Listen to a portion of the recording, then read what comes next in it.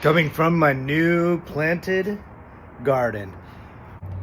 I tried out my gauntlets, my flashlight gauntlet that was on this arm, and my Escalloper on this one.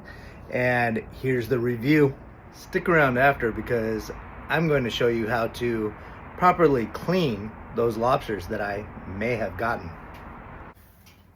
So this flashlight, it really did allow me to just be hands-free, and I only missed 2 crawling bugs simply because I got lazy.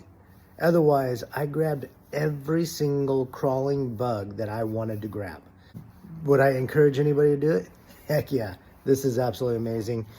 The Escalloper, I got to use it on one scalp. Unfortunately, I lost that scalp, but oh, it was great being able to just pull it right out, pry loose, grab the scallop. Unfortunately, when I grabbed it, I slipped on it and it went right into a crack. So, oh well, but on normal dives, this is coming with me everywhere. Yep.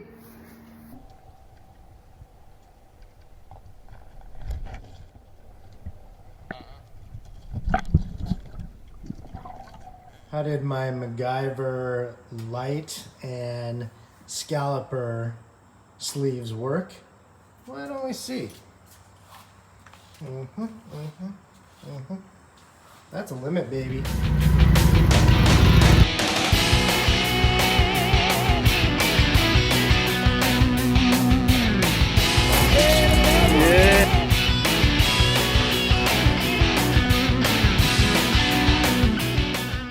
What I have here, my gloves, shears.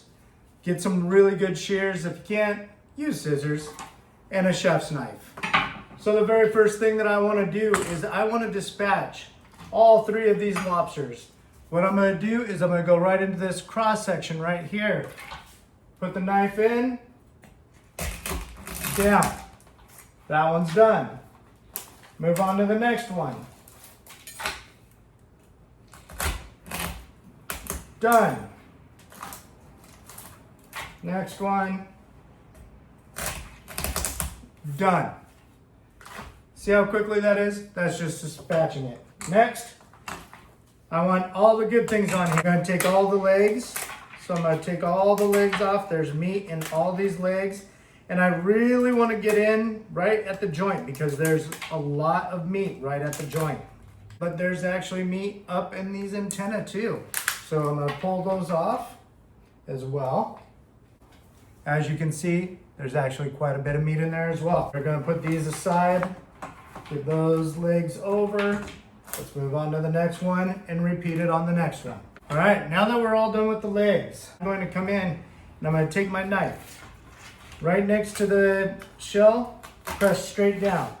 Next to the shell, press straight down. Come in here, slide it around a little bit. Now what you see in a lot of cases is people just twist off like this. Don't do that. You're going to rip out some of the meat that behind the head, the carpus. Press down, pull up. There we go. Now, one thing to remember, there is some goodies in here. There is lobster butter.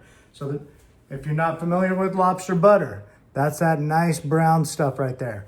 That stuff is the stuff that you want to throw into like a miso, like imagine making just an amazing roux. That's the stuff. This is the stuff that you want to put in your roux, right? As your butter, your flour, you start getting it going. Oh, so good. And now, how do you get rid of the poop chute? There's a couple ways you can do it, but one of the ways that I like to do it the best is you just grab the middle fin here, center fin, and you're going to pinch both sides to break them loose.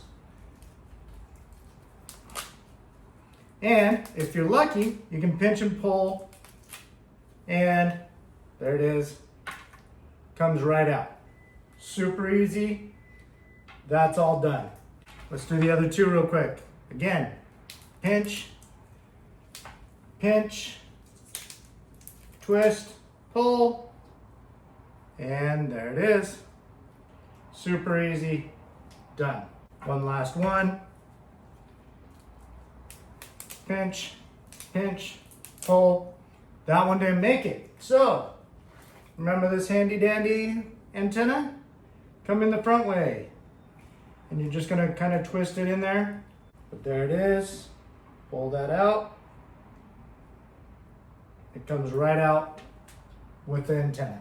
One of the other things you'll probably want to do, I'm going to have a little dinner tonight with all these, but if you're freezing them, I know there's a lot of debate if you can freeze a tail or not. I'm not going to get into that here, but what I'll do is I'll chop off, use the shears, chop off all those spines so that you can vacuum seal them. There you go, all cleaned up. Now it's ready to get cooked up. All right, check it out. Got my legs, got my lobsters. Super quick, super easy. No meat loss. The heads, definitely keep the heads if you're going to make a soup or something like that. Make an amazing roux to go into some miso mac and cheese or something like that. The other thing is, what I like to do, because I get so many lobsters, so many fish, is I actually like to bury them into my garden so that it gets great nutrients. If you do it, just make sure that you're going more than 6 inches deep so that you don't get any critters coming and disturbing your nice lobsters. Thank you so much for watching. Cheers.